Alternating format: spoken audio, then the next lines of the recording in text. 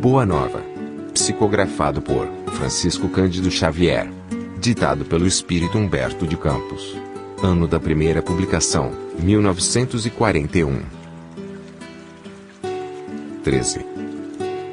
Pecado e punição. Jesus havia terminado uma de suas pregações na praça pública, quando percebeu que a multidão se movimentava em alvoroço. Alguns populares mais exaltados prorrompiam em gritos, enquanto uma mulher ofegante, cabelos desgrenhados e faces macilentas, se aproximava dele, com uma súplica de proteção a lhe sair dos olhos tristes. Os muitos judeus ali aglomerados excitavam o ânimo geral, reclamando o apedrejamento da pecadora, na conformidade das antigas tradições. Solicitado, então, a se constituir juiz dos costumes do povo, o mestre exclamou com serenidade e desassombro, causando estupefação aos que ouviram: aquele que estiver sem pecado atire a primeira pedra. Por toda a assembleia se fez sentir uma surpresa inquietante. As acusações morreram nos lábios mais exaltados. A multidão ensimesmava-se, para compreender a sua própria situação. Enquanto isso, o mestre pôs-se a escrever no solo despreocupadamente. Aos poucos, o local ficara quase deserto. Apenas Jesus e alguns discípulos lá se conservavam, tendo ao lado a mulher a ocultar as faces com as mãos. Em dado instante, o mestre divino ergueu a fronte e perguntou à infeliz: mulher, onde estão os teus juízes? Observando que a pecadora lhe respondia apenas com um olhar reconhecido, onde as lágrimas aljofravam num misto de agradecimento e alegria, Jesus continuou: ninguém te condenou. Também eu não te condeno. Vai e não peques mais. A infeliz criatura retirou-se, experimentando uma sensação nova no espírito. A generosidade do Messias lhe iluminava o coração, em claridades vivas que lhe banhavam a alma toda. Mas, enquanto a pecadora se retirava, presa de intensa alegria, os poucos discípulos que se encontravam junto do Senhor não conseguiam ocultar a estranheza que lhes causara o seu gesto. Por que não condenar a ele aquela mulher de vida censurável aos olhos de todos? Não se tratava de uma adúltera. Nesse ínterim, João se aproximou e interrogou: mestre, por que não condenastes a meretriz de vida infame? Jesus fixou no discípulo o olhar calmo e bondoso e redarguiu: quais as razões que aduzes em favor dessa condenação? Sabes o motivo por que essa pobre mulher se prostituiu? Terá sofrido alguma vez a dureza das vicissitudes que ela atravessou em sua vida? Ignoras o vulto das necessidades e das tentações que a fizeram sucumbir ao meio do caminho. Não sabes quantas vezes tem sido ela objeto do escárnio dos pais, dos filhos e dos irmãos das mulheres mais felizes. Não seria justo gravar-lhe os padecimentos infernais da consciência pesarosa e sem rumo. Entretanto, exclamou João, defendendo os princípios da lei antiga, ela pecou e fez jus à punição. Não está escrito que os homens pagarão, ceitil por ceitil, os seus próprios erros? O mestre sorriu sem se perturbar e esclareceu: ninguém pode contestar que ela tenha pecado. Quem estará irrepreensível na face da terra? Há sacerdotes da lei, magistrados e filósofos, que prostituíram suas almas por mais baixo preço. Contudo, ainda não lhes vi os acusadores.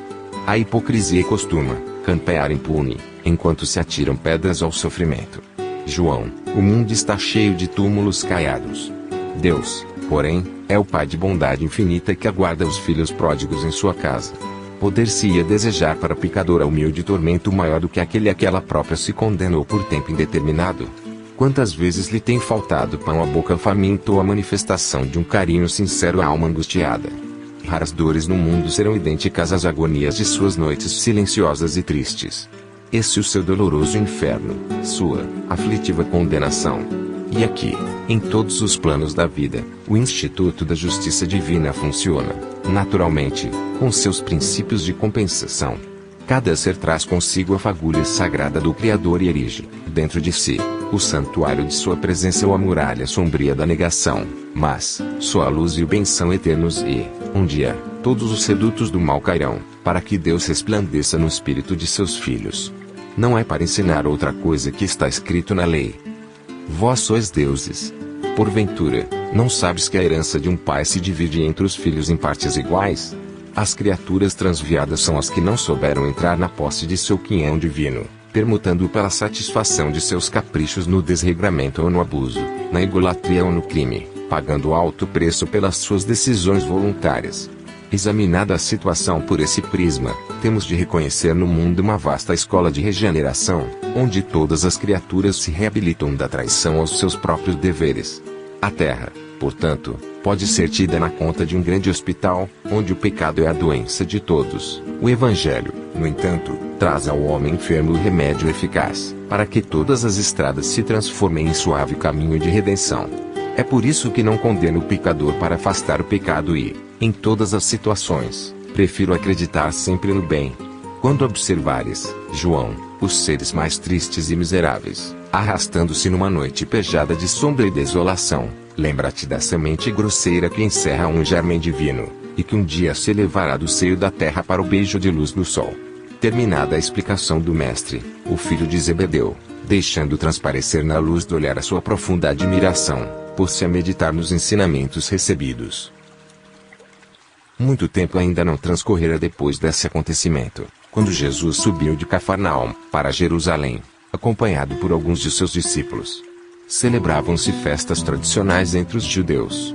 O Messias chegou num sábado, sob a fiscalização severa dos espíritos rigoristas de sua época.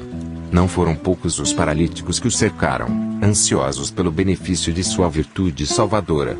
Escandalizando os fanáticos, o mestre orava e consolava, na sua jornada de gloriosa redenção. Explicando que o sábado fora feito para o homem e não o homem para o sábado, enfrentava sorridente as preocupações dos mais exigentes.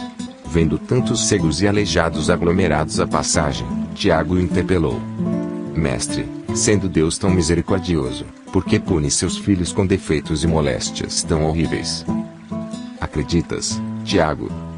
Respondeu Jesus: que Deus desça de sua sabedoria, e de seu amor para punir seus próprios filhos. O Pai tem o seu plano determinado com respeito à criação inteira, mas, dentro desse plano, a cada criatura cabe uma parte na edificação, pela qual terá de responder. Abandonando o trabalho divino, para viver ao sabor dos caprichos próprios, a alma cria para si a situação correspondente, trabalhando para reintegrar-se no plano divino, depois de se haver deixado levar pelas sugestões funestas, contrárias à sua própria paz. João compreendeu que a palavra do Messias era a confirmação dos ensinamentos que já ouvira de seus lábios, na tarde em que a multidão exigiu o apedrejamento da pecadora. Afastaram-se, em seguida, do tanque de Betsaida, cujas águas eram tidas, em Jerusalém, na conta de miraculosa, e onde o mestre fizera andar paralíticos, dera vista aos cegos, e limpara leprosos.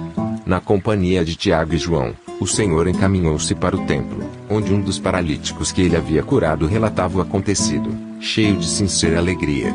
Jesus aproximou-se dele, e deixando entrever aos seus discípulos que desejava confirmar os ensinamentos sobre pecado e punição, falou-lhe abertamente, como se lê no texto evangélico de João: Eis que estás são.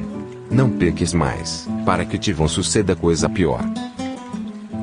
Desde que esses ensinos foram dados, novas ideias de fraternidade povoaram o mundo, com respeito aos transviados, aos criminosos e aos inimigos, atingindo a própria organização política dos estados. O Império Romano vulgarizara os mais nefandos processos de regeneração ou de vingança. Escravos ignorantes eram pasto das feiras, nos divertimentos públicos, pelas faltas mais insignificantes nas casas dos patrícios. Só de uma vez, 30.000 desses servos, a quem se negava qualquer bem do espírito, foram crucificados numa festa, próximo aos soberbos aquedutos da Via Ápia. Os açoites humilhantes eram castigo suave. Entretanto, desde a tarde em que Jesus se encontrou com a pecadora em frente da multidão, um pensamento novo entrou a dominar aos poucos o espírito do mundo. A substância evangélica do ensino inovidável penetrou o aparelho judiciário de todos os povos. A sociedade começou a compreender suas obrigações e procurou segregar o criminoso, como se isola um doente, buscando auxiliar-lhe a reforma definitiva, por todos os meios ao seu alcance. Os menores delinquentes foram amparados pelas numerosas escolas de regeneração. Todo o sistema da justiça humana evolveu para os princípios da magnanimidade, e os juízes modernos, lavrando suas sentenças, sem nunca haverem manuseado o Novo Testamento, talvez ignorem, que procedem assim por ter sido Jesus o grande reformador da criminologia.